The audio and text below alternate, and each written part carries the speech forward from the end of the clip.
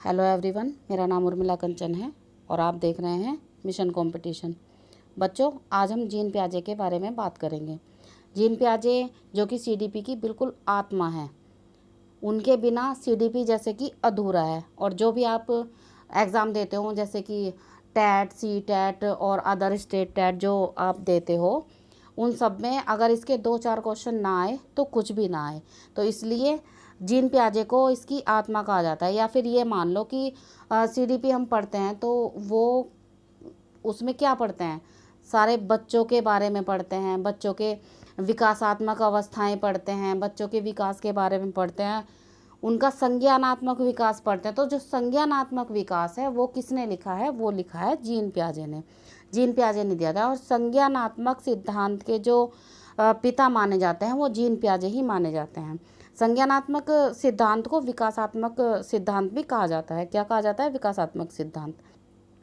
तो बच्चों, चलिए आज हम इनके बारे में बिल्कुल गहराई से पढ़ते हैं, जो कि आपने कहीं पढ़ा हुआ भी नहीं होगा। आज हम वो भी चीज़ें यहाँ पर पढ़ते हैं।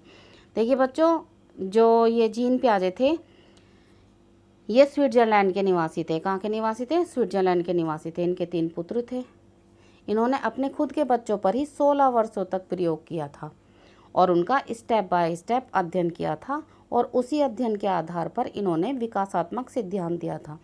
बच्चों, आपको पता है कि कोई भी पिता जो है अपने बच्चों पर कोई भी एक्सपेरिमेंट नहीं करता। हालांकि ये एक्सपेरिमेंट जो है इतना हार्ड नहीं था, लेकिन फिर भी उन्होंने ये रिस्क लिया और अपने बच्चों पर ही सारा का सारा एक्सपेरिमेंट कर डाला।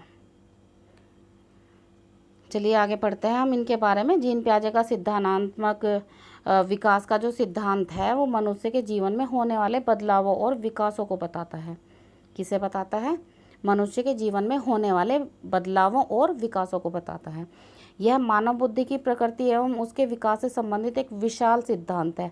बच्चों, ये विशाल सिद्धांत जो इसे कहा गया है वो इसलिए कहा गया है क्योंकि बच्चों का जो स्टेप बाय स्टेप जो अध्ययन हुआ है वो केवल इसी में ही हुआ है, और इसमें पूरे बच्चे पर किया गया है। जैसे कि अदर जिन्होंने सिद्धांत दिया है उन्होंने किसी ने चूहे पे, चिंपैंजी पे किया है, लेकिन इन्होंने अपने खुद के बच्चों पर जो है वो सारा का सारा प्रयोग किया है, इसलिए इनको बहुत महान माना जाता है।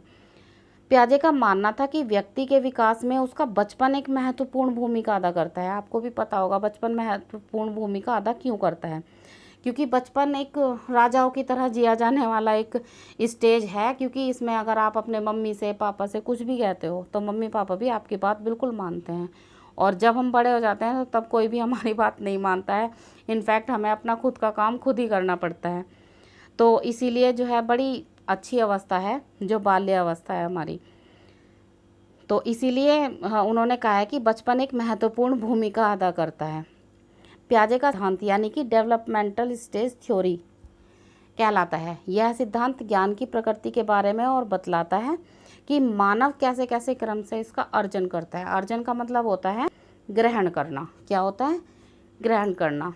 तो उन्होंने बताया मानव क्रम से इसका अर्जन करता है, कैसे इसे एक एक कर जोड़ता है और कैसे इसका उपयोग करता है। चलिए और इनके बारे में विस्तार से जानते हैं। व्यक्ति वातावरण के तत्वों का प्रत्यक्षीकरण करता है तथा संबंधित वस्तु या व्यक्ति के संदर्भ में अमूर्त चिंतन करता है। देखिए बच्चों, ये जो अमूर्त चिंतन आया है हम इसके बारे में आज बात करेंगे। एक अमूर्त होता है और एक होता है मूर्त। तो बच्चों, जो मूर्त होता है वो मूर्त क्या होता है?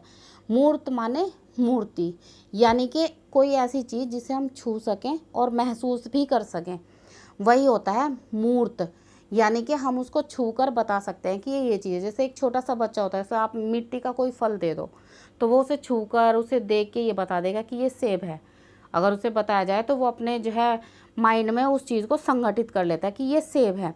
और अमूर्त चिंतन में क्या होता है? अमूर्त चिंतन में होता है कि अगर मतलब अब आप जान चुके हो, सब चीज़ के बारे में जान चुके, आपके टीचर ने कहा है कि बेटा इस पर कुछ लाइनें लिखो, तो अगर आप मूर्त चिंतन कर चुके हो तो आपको अमूर्त चिंतन करने में ज़रा भी तकलीफ़ नहीं होगी, क्योंकि आपको पता है कि वो चीज़ कैसी दिखती है, कैसा उसका कलर होता है, कैसे उसका बिहेवियर होता है अगर वो जिंदा है तो। उक्त सभी प्रक्रियाओं से मिलकर उसके भीतर एक ज्ञान भंडार यह संज्ञानात्मक संरचना के व्यवहार को निर्देशित करती है। इस प्रकार हम कह सकते हैं कि संज्ञानात्मक संरचना वातावरण में उपस्थित उद्दीपकों और व्यवहार के बीच मध्यस्थता का कार्य करता है। देखिए बच्चों, हमने इसमें क्या पढ़ा है? उद्दीपक और व्यवहार के बीच मध्यस्थता का कार्य करता है। देखिए उद्दीपक, मान लो मैं हूँ, ठीक है, और जैसा मेरा व्यवहार है तो आप उस व्यवहार को मुझसे कनेक्ट करेंगे, तो वो हमारे जो है बीच मध्यस्थता का कार्य करता है। जैसे कि एक फूल है, मान लिया ये फूल है, तो आप जो है इसका नाम बताएंगे, इसका नाम गुलाब है, ठीक है, आपने बता दिया ये है गुलाब का फूल। तो हमने इसके बीच में जो मध्यस्थता की, जो हमने उनके बीच में जो संबंध स्थापित किया, वही मध्यस्थता का कार्य करता है। ठीक है बच्चों, चलिए आगे पढ़ते हैं। जीन पियाजे ने व्यापक स्तर पर संज्ञानात्मक विकास का अध्ययन किया। व्यापक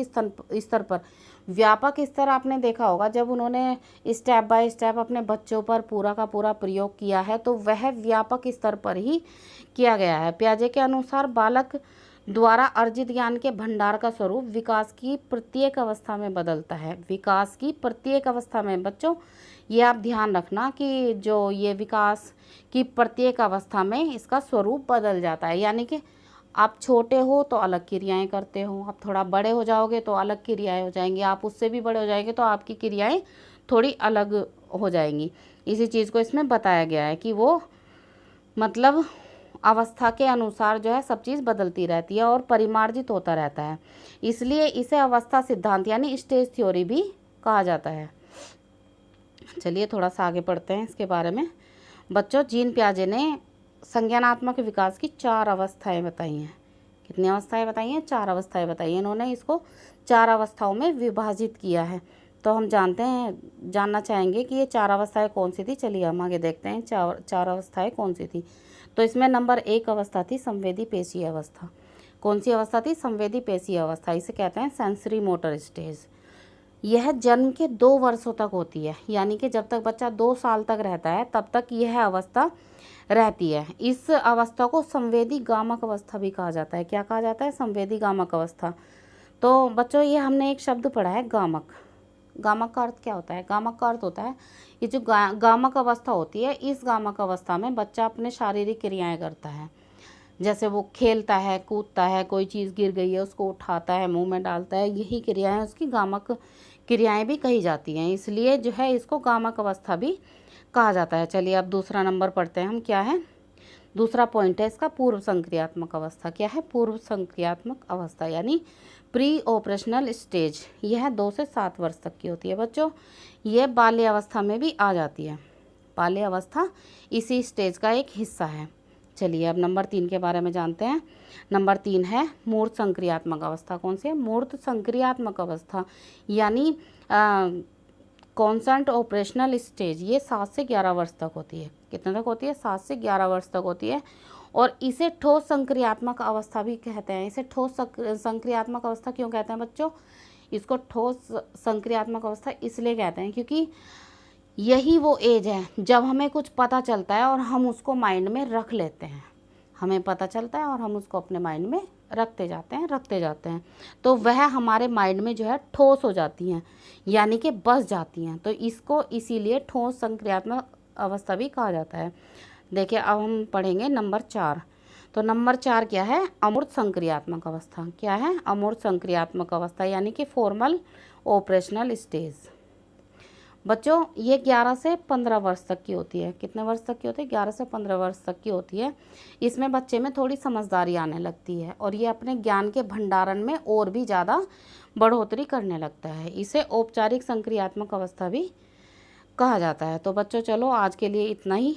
आगे हम देखेंगे अगले वीडियो में। अगर आपको हमारा वीडियो अच्छा लगा हो तो प्लीज़ आप इसको लाइक व शेयर भी ज़रूर कीजिएगा।